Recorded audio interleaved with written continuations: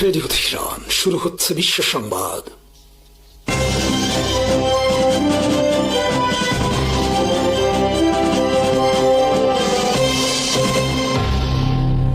শুরুতেই সংবাদ শিরোনাম। পাকিস্তান ও ইরান যুক্তরাষ্ট্রের সঙ্গে তেহরানের আগে স্বাক্ষরিত একটি সমঝোতা স্মারক বা ইসলামাবাদ MOU পুনর্বহালের মাধ্যমে চলমান ইরান যুক্তরাষ্ট্র সংঘাত নিরসনের পথ খুঁজছে। পাকিস্তানের স্বরাষ্ট্রমন্ত্রী মোহসিন নাকভি এ তথ্য জানিয়েছেন। সামাজিক যোগাযোগ মাধ্যম এক্সে দেয়া এক বার্তায় নাকভি বলেন, তিনি পাকিস্তানের সেনাপ্রধান ফিল্ড মার্শাল আসিম মনিরের সঙ্গে ইরানের প্রেসিডেন্ট মাসুদ পেজিশকিয়ানের অত্যন্ত ইতিবাচক ও ফলপ্রসূ বৈঠক করেছেন। বৈঠকে ইরান যুক্তরাষ্ট্র সংঘাত, মধ্যপ্রাচ্যের উত্তেজনা এবং সংকট নিরসনের পরবর্তী পদক্ষেপ নিয়ে আলোচনা হয়। নাকভি জানান, ইসলামাবাদ MOU পুনর্বহালের জন্য উভয় পক্ষের প্রয়োজনীয় পদক্ষেপ নিয়েও বিস্তারিত আলোচনা হয়েছে। এর মাধ্যমে সংঘাতের একটি বিস্তৃত ও স্থায়ী সমাধানের পথ তৈরি করতে পারে বলে আশা করছে পাকিস্তান। তিনি বলেন, ইরানের প্রেসিডেন্ট তার সরকারের দৃষ্টিভঙ্গি ও উদ্বেগ খোলাখুলিভাবে তুলে ধরেছেন। আলোচনায় সংশ্লিষ্ট বিষয়গুলো নিয়ে গঠনমূলক মতবিনিময় হয়েছে। পাকিস্তানের স্বরাষ্ট্রমন্ত্রীর দাবি, বৈঠকে উল্লেখযোগ্য অগ্রগতি হয়েছে এবং অত্যন্ত ইতিবাচক পরিবেশে আলোচনা শেষ হয়েছে।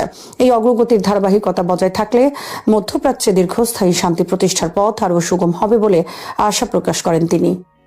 ওমান উপকূলে অজ্ঞাত প্রজেক্টাইলের আঘাতে একটি তেলবাহী ট্যাঙ্কারের ইঞ্জিন রুম ক্ষতিগ্রস্ত হয়েছে। মঙ্গলবার ব্রিটিশ সামুদ্রিক নিরাপত্তা সংস্থা UKMTO জানায়, ওমানের উত্তর পূর্ব উপকূল থেকে প্রায় 9 নটিক্যাল মাইল দূরে এই ঘটনা ঘটে। ট্যাঙ্কারটির ক্যাপ্টেন নিশ্চিত করেছেন, অজ্ঞাত একটি প্রজেক্টাইল জাহাজটিতে আঘাত হানে এবং এতে ইঞ্জিন রুম অচল হয়ে যায়। তবে হামলাটি কি ধরনের অস্ত্র দিয়ে চালানো হয়েছে কিংবা এর জন্য কারা দায়ী সে বিষয়ে তাৎক্ষণিকভাবে কোনো তথ্য পাওয়া যায়নি। ঘটনাটি এমন এক সময় ঘটল যখন উপসাগরীয় অঞ্চলে জাহাজ চলাচল ও জ্বালানি সরবরাহ নিয়ে নতুন করে উদ্বেগ তৈরি হয়েছে। ওমান উপকূলের এই হামলা আন্তর্জাতিক বাণিজ্যিক জাহাজগুলোর নিরাপত্তা নিয়েও প্রশ্ন তুলছে। বিশেষ করে মধ্যপ্রাচ্যের চলমান উত্তেজনার মধ্যে গুরুত্বপূর্ণ সমুদ্রপথে যে কোনো হামলা বৈশ্বিক তেল বাজারে বাড়তি চাপ তৈরি করতে পারে। অন্যদিকে যুক্তরাষ্ট্রের কৌশলগত তেল মজুদ বা স্ট্র্যাটেজিক পেট্রোলিয়াম রিজার্ভ SPR আরও নিচে নেমেছে। মার্কিন জ্বালানি বিভাগের তথ্য অনুযায়ী গত সপ্তাহে দেশটির কৌশলগত মজুদ থেকে প্রায় 37 লাখ ব্যারেল তেল কমেছে। ফলে মোট মজুদ দাঁড়িয়েছে প্রায় 28,97,00,000 ব্যারেল, যা 1992 সালের নভেম্বরের পর সর্বনিম্ন। বর্তমানে SPR এ প্রায় 9,47,00,000 ব্যারেল সুইট বা কম সালফারযুক্ত অপরিশোধিত তেল এবং প্রায় 19,10,00,000 ব্যারেল সাওয়ার বা বেশি সালফারযুক্ত তেল রয়েছে। সাম্প্রতিক মাসগুলোতে রিজার্ভ থেকে তেল উত্তোলনের হার ছিল উল্লেখযোগ্য। মে মাসে প্রায় 3,94,00,000 ব্যারেল, জুনে 3,30,00,000 এবং জুলাইয়ে আরও 1,74,00,000 ব্যারেল তেল সরবরাহ করা হয়েছে। রয়টার্সের প্রতিবেদনে বলা হয়েছে, যুক্তরাষ্ট্রের একটি চুক্তির আওতায় SPR থেকে মোট 17,20,00,000 ব্যারেল তেল ছাড়ার প্রক্রিয়া চলছে। ফলে একদিকে মধ্যপ্রাচ্যের গুরুত্বপূর্ণ সমুদ্রপথে ট্যাঙ্কারে হামলার ঝুঁকি বাড়ছে, অন্যদিকে যুক্তরাষ্ট্রের কৌশলগত তেল মজুতও দ্রুত কমে যাচ্ছে। এই দুই পরিস্থিতি বিশ্ব জ্বালানি বাজারে ভবিষ্যতে আরও অস্থিরতা তৈরি করতে পারে বলে আশঙ্কা করা হচ্ছে। ইসলামাবাদ সমঝোতা স্মারকের শর্ত মেনে চলতে যুক্তরাষ্ট্রের প্রতি আহ্বান জানিয়েছেন ইরানের পার্লামেন্টের স্পিকার ও দেশটির শীর্ষ আলোচক মোহাম্মদ বাকের গালিবাফ। সোমবার ইরান সফররত পাকিস্তানের সেনাপ্রধান ফিল্ড মার্শাল আসিম মনিরের সঙ্গে বৈঠকে তিনি এ আহ্বান জানান।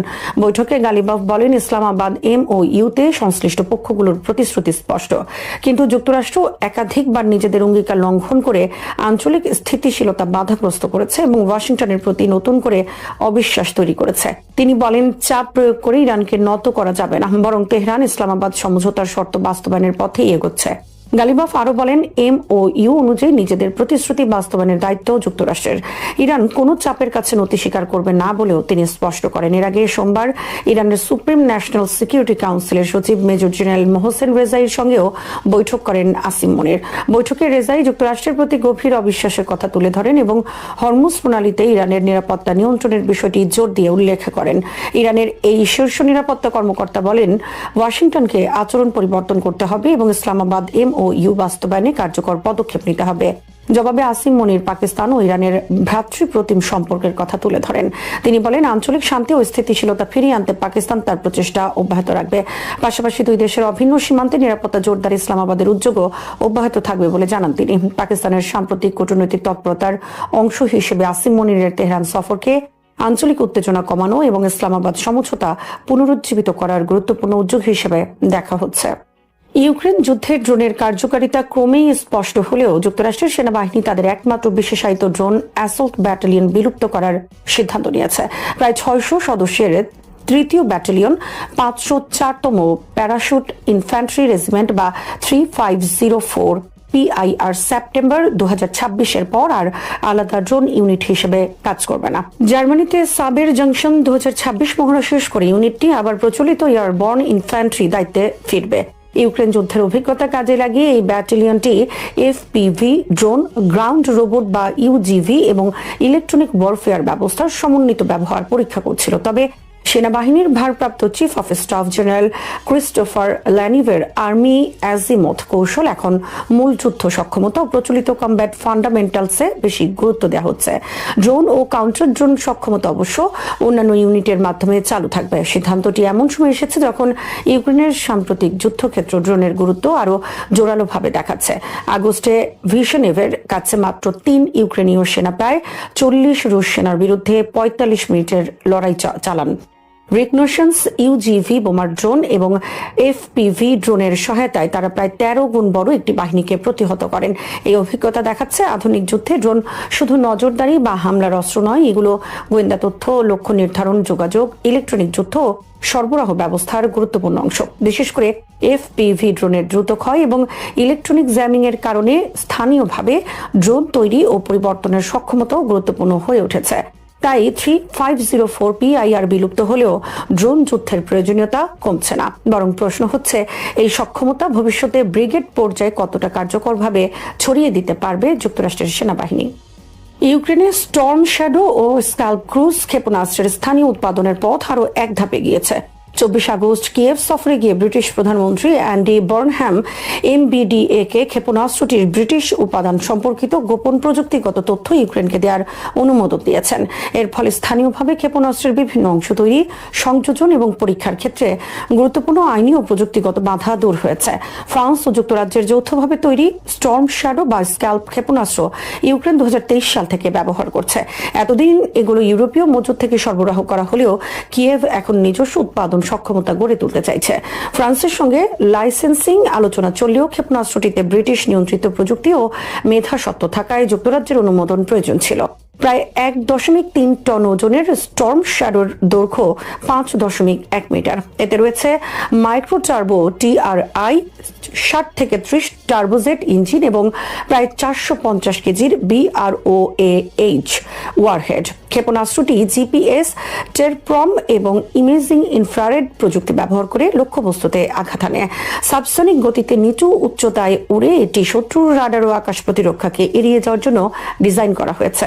ইউক্রেনের লক্ষ্য 2026 সালের শেষ নাগাদ উৎপাদন শুরু করা। তবে প্রযুক্তিগত তথ্য পাওয়ার পরও এয়ারফ্রেম, প্রপালশন, গাইডেন্স ও ফিউজ ব্যবস্থার সমন্বয়, ক্যালিব্রেশন এবং চূড়ান্ত সার্টিফিকেশন বড় চ্যালেঞ্জ হয়ে থাকবে।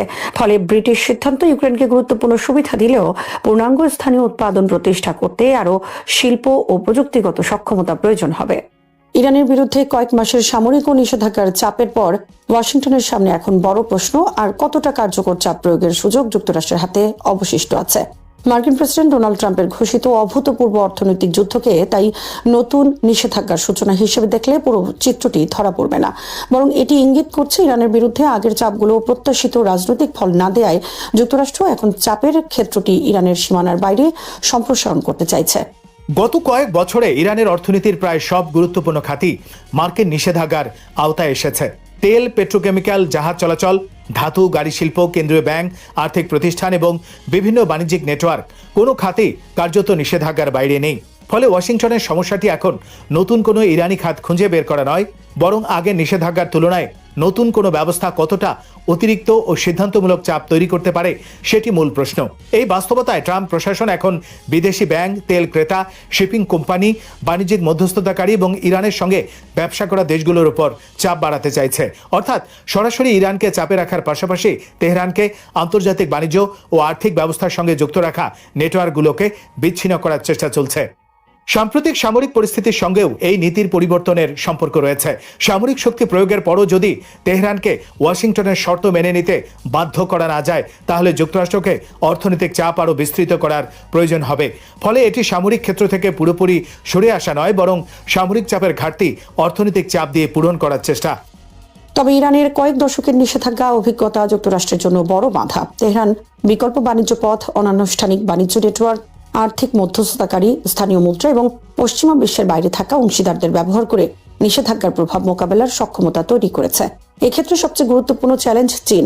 কেপলারের তথ্য উদ্ধৃত করে আল জাজিরার সাম্প্রতিক প্রতিবেদনে বলা হয়েছে, 2025 সালে ইরানের তেল রপ্তানির 80% বেশি চীনে গেছে।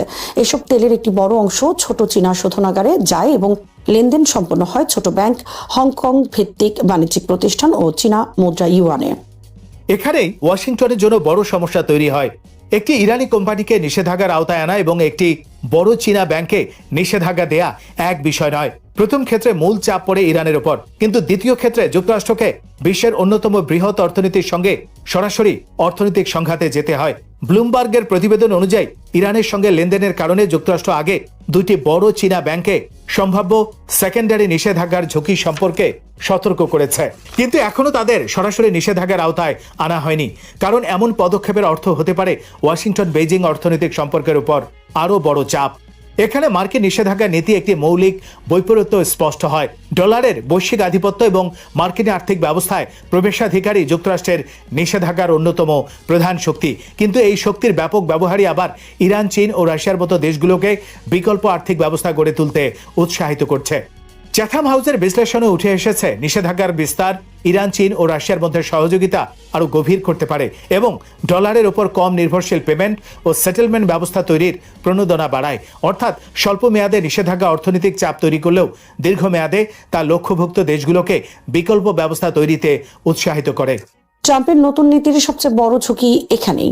ইরানের উপর চাপ বাড়াতে গিয়ে যুক্তরাষ্ট্রকে যদি চীন, রাশিয়া, তেল ক্রেতা, আন্তর্জাতিক ব্যাংক ও বিদেশি কোম্পানির উপরও চাপ প্রয়োগ করতে হয়, তাহলে নিষেধাজ্ঞার পরিধি যত বাড়বে, বাস্তবায়নের খরচও তত বাড়বে।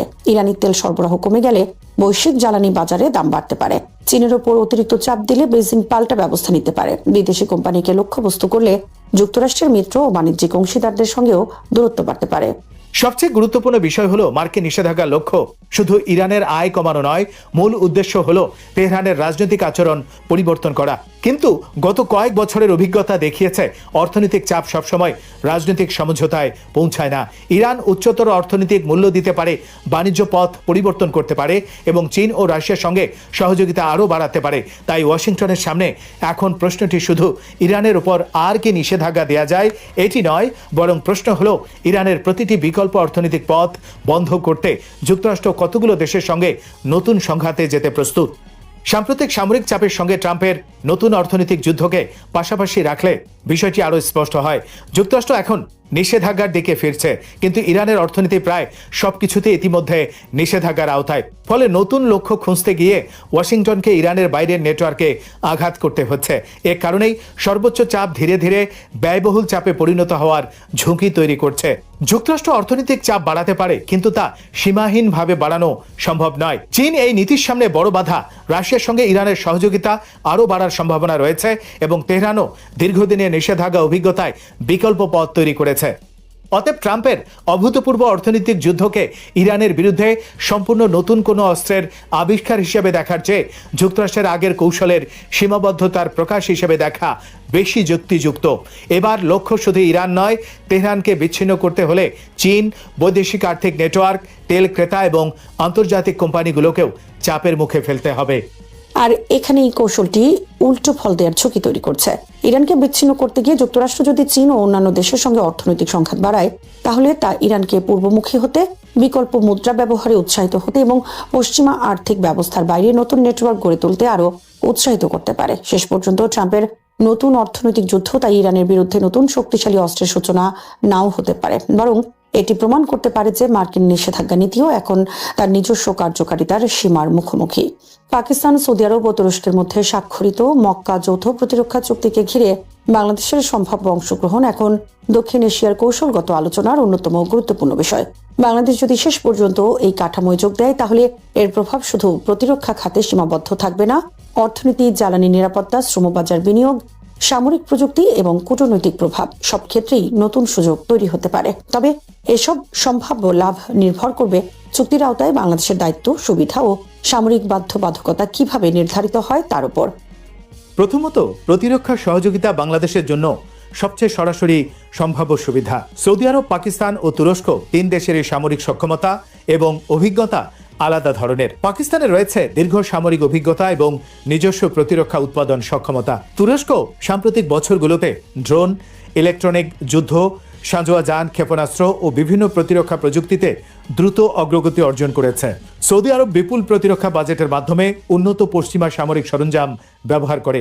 বাংলাদেশ এই তিন দেশের সঙ্গে প্রাতিষ্ঠানিক সহযোগিতা বাড়াতে পারলে সামরিক প্রশিক্ষণ, প্রযুক্তি স্থানান্তর ও প্রতিরক্ষা শিল্পে নতুন সুযোগ তৈরি করতে পারে।